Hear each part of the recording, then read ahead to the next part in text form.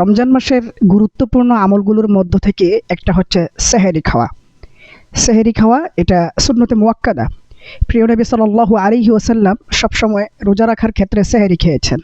সেহরি খাওয়ার জন্য মুসলমানদেরকে উৎসাহিত করেছেন, সাহাবায়ে কেরামদেরকে উৎসাহিত করেছেন।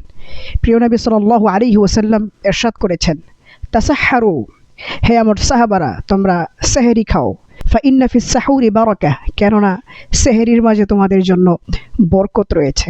আল্লাহ তাআলা সেহরির মাঝে তোমাদের জন্য বরকত রেখে দিয়েছেন। যারা সেহরি খায় আল্লাহ তাআলা তাদের উপর রহমত বর্ষণ করেন। প্রিয় নবী সাল্লাল্লাহু আলাইহি ওয়াসাল্লাম হাদিসে পাকের মধ্যে ইরশাদ করেছেন, ইন্নাল্লাহা ওয়া মালাইকাতাহু ইউসাল্লুনা আলাল মুতাসাহহিরিন, যারা সেহরি খায়, যারা সেহরি গ্রহণ করে আল্লাহ তাআলা তাদের উপর রহমত বর্ষণ করেন এবং ফেরেশতাগণ তার জন্য রহমতের দোয়া করতে থাকে, তার জন্য মাগফিরাতের দোয়া করতে থাকে। সুবহানাল্লাহ। অতএব সেহরি গ্রহণ করা, সেহরি খাওয়া এটা অত্যন্ত গুরুত্বপূর্ণ একটি আমল। আল্লাহর রাসূল সাল্লাল্লাহু আলাইহি ওয়াসাল্লাম সেহরি খাওয়ার জন্য আমাদেরকে নির্দেশ দিয়েছেন এবং তিনি বলে দিয়েছেন সেহরির মাঝে আমাদের জন্য বরকত রয়েছে। সেই সাথে যারা সেহরি খায় আল্লাহ তাআলা তাদের উপর রহমত বর্ষণ করেন এবং ফেরেশতাগণ যারা সেহরি খায় তাদের জন্য রহমতের দোয়া করতে থাকে এবং মাগফিরাতের দোয়া করতে থাকে।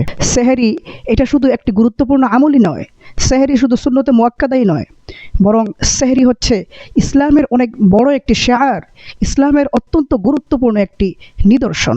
এই সেহরির মাধ্যমেই মুসলমানগণ এবং বিজাতি যারা ইহুদি খ্রিস্টান তাদের মধ্যে পার্থক্য করা হয়। প্রিয় নবী সাল্লাল্লাহু আলাইহি ওয়াসাল্লাম হাদিসে পাকের মধ্যে ইরশাদ করেছেন, ফাসলু মা বাইনা সিয়ামিনা ওয়া সিয়ামি আহলিল কিতাবি আকলাতুস সাহর, আমাদের এবং ইহুদি খ্রিস্টানদের রোজার মধ্যে পার্থক্য হচ্ছে সেহরি খাওয়া। যারা মুসলমান তারা সেহরি খেয়ে রোজা রাখে, আর যারা ইহুদি খ্রিস্টান তারাও রোজা রাখে কিন্তু তারা সেহরি খায় না। অতএব মুসলমান এবং ইহুদি খ্রিস্টানদের রোজার মাঝে পার্থক্য হচ্ছে সেহরি খাওয়া। সেই সাথে আমরা যখন সেহরি খাই, সেহরির সময় সেহরির খাবারের মাঝে খেজুর রাখা। প্রিয় নবী সাল্লাল্লাহু আলাইহি ওয়াসাল্লাম হাদিসে পাকের মধ্যে ইরশাদ করেছেন, নি'মা সাহুরুল মুমিনিত তামরু, মুমিনের জন্য সবচেয়ে শ্রেষ্ঠতম সেহরি হচ্ছে খেজুর। অতএব আমরা যখন সেহরি খাবো সেহরির মাঝে দুই একটি করে খেজুর খাবো, যেন আল্লাহর রাসূল সাল্লাল্লাহু আলাইহি ওয়াসাল্লামের এই বাণী এবং সুন্নতের উপর আমল করা যায়। অতএব আমরা সবাই সেহরির প্রতি অত্যন্ত গুরুত্ব প্রদান করব। রমজান মাসের গুরুত্বপূর্ণ আমলগুলোর মধ্য থেকে আরেকটা হচ্ছে ইফতার করা।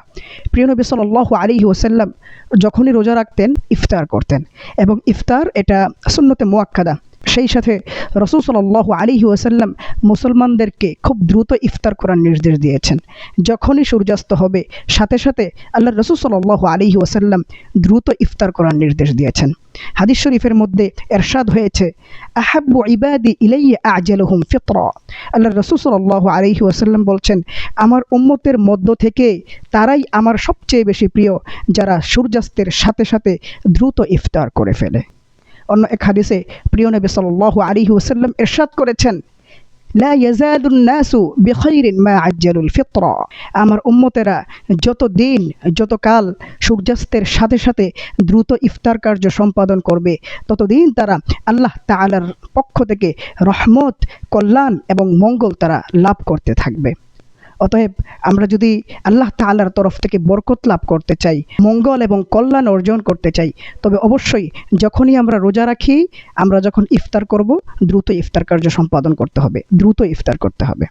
এবং ইফতার করার ক্ষেত্রে আরেকটি গুরুত্বপূর্ণ আমল হচ্ছে ইফতারের সময় দোয়া পড়া। ইফতারের দোয়া প্রসঙ্গে কয়েকটি বর্ণনাই রয়েছে। ইফতারের সবচেয়ে প্রসিদ্ধতম দোয়া হচ্ছে, আল্লাহুম্মা লাকা সুমতু ওয়া আলা রিজকিকা আফতারতু, এই দোয়াটি পড়া। এবং অন্যান্য বর্ণনার মাঝে ইফতারের আরও দোয়া বর্ণিত হয়েছে। রাসূল সাল্লাল্লাহু আলাইহি ওয়াসাল্লাম অন্য হাদিসে পাকের মধ্যে ইরশাদ করেছেন, রোজাদার ব্যক্তি যখন ইফতার করবে তখন সে এই দোয়া পড়বে, যাহাবা যামাউ ওয়া বাতাল্লাতিল উরুকু ওয়া সাবাতাল আজরু ইনশাআল্লাহ। এর অর্থ হচ্ছে যাহাবা যামাউ, ক্ষুধা, পিপাসা, ক্লান্তি দূর হয়ে গিয়েছে, ওয়া বাতাল্লাতিল উরুকু, শিরা উপশিরা সতেজ হয়ে গিয়েছে, সজীব হয়ে গিয়েছে, ওয়া সাবাতাল আজরু ইনশাআল্লাহ, আর আল্লাহ চাহে তো সওয়াবও নির্ধারিত হয়ে গিয়েছে, প্রতিদানও সুনিশ্চিত হয়েছে। অতএব যখন আমরা ইফতার করব, ইফতারের সময় আল্লাহর রাসূল সাল্লাল্লাহু আলাইহি ওয়াসাল্লামের ইফতারের দোয়া প্রসঙ্গে যে সকল রেওয়ায়াতগুলো রয়েছে সেগুলোর মধ্য থেকে কোনো একটি দোয়া আমরা পড়ব। ইফতারির সময় খেজুর দিয়ে ইফতার করা সুন্নত। প্রিয় নবী সাল্লাল্লাহু আলাইহি ওয়াসাল্লাম হাদিসে পাকের মধ্যে ইরশাদ করেছেন, ইযা আফতারা আহাদুকুম, যখন তোমাদের কেউ ইফতার করে, ফালইফতির আলা তামরিন, সে যেন খেজুর দিয়ে ইফতার করে। ফাইল্লাম ইয়াজিদ, যদি তার খেজুর না থাকে, ফালইফতির আলা মাইন, তবে সে যেন পানি দিয়ে ইফতার করে। ফাইন্নাহু মাউন, কেননা পানি হচ্ছে পবিত্র। অতএব আমরা যখন ইফতার করব, ইফতারের সময় আমরা খেজুর দিয়ে ইফতার করব। খেজুর না থাকলে খেজুরের অবর্তমানে আমরা পানি দিয়েই ইফতার করব। রমজান মাসে করণীয় আমল সম্পর্কে প্রিয় নবী সাল্লাল্লাহু আলাইহি ওয়াসাল্লাম হাদিসে পাকের মধ্যে ইরশাদ করেছেন। তিনি বলেছেন, ওয়াস্তাকসিরু ফীহি মিন আরবা'i খিসালিন, রমাদানুল মুবারকে তোমরা 4টি কাজ বেশি বেশি করবে। আল্লাহর রাসূল সাল্লাল্লাহু আলাইহি ওয়াসাল্লাম রমাদানুল মুবারকে 4টি কাজ খুব বেশি পরিমাণে করার নির্দেশ দিয়েছেন।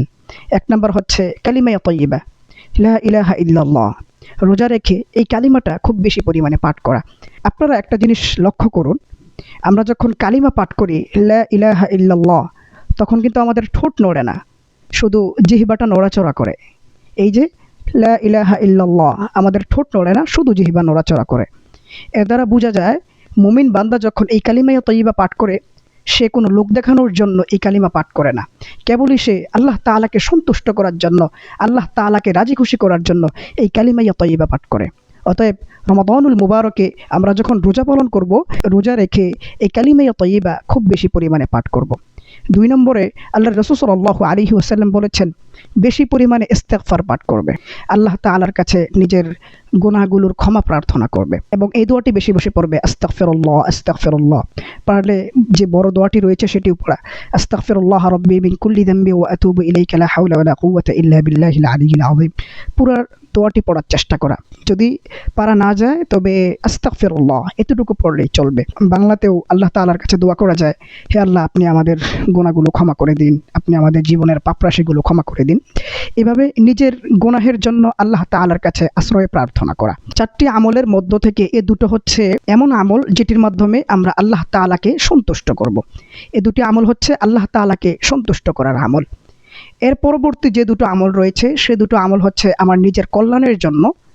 এই দুটো আমল আল্লাহর রাসূল সাল্লাল্লাহু আলাইহি ওয়াসাল্লাম 3 নম্বরে যেটি করতে নির্দেশ দিয়েছেন সেটি হচ্ছে আল্লাহ তাআলার কাছে বেশি বেশি জান্নাত কামনা করা। অতএব জান্নাত কামনা করার জন্য আমরা যে দোয়াটি পড়ব সেটা হচ্ছে আল্লাহুম্মা ইন্নী আসআলুকাল জান্নাহ। এই দোয়াটি পড়া যায়, আল্লাহুম্মা ইন্নী আসআলুকাল জান্নাহ। আর একটু বাড়িয়ে পড়তে চাইলে আল্লাহুম্মা ইন্নী আসআলুকা রিদাকা ওয়াল জান্নাহ, যেমনটি আল্লাহর প্রিয় হাবিব সাল্লাল্লাহু আলাইহি ওয়াসাল্লাম হাদিসে পাকের মধ্যে ইরশাদ করেছেন। 4 নম্বর হচ্ছে জাহান্নাম থেকে আল্লাহ তাআলার কাছে মুক্তি চাওয়া। সেটার জন্য আমরা যে দোয়াটি পড়ব সেটা হচ্ছে আল্লাহুম্মা ইন্নী আউযু বিকা মিনান নার, হে আল্লাহ আমি আপনার কাছে জাহান্নাম থেকে আশ্রয় প্রার্থনা করি। এই দোয়াটি পড়া যায়। তাহলে আমরা সহজে পড়ব আল্লাহুম্মা ইন্নী আসআলুকা রিদাকা ওয়াল জান্নাহ ওয়া আউযু বিকা মিনান নার।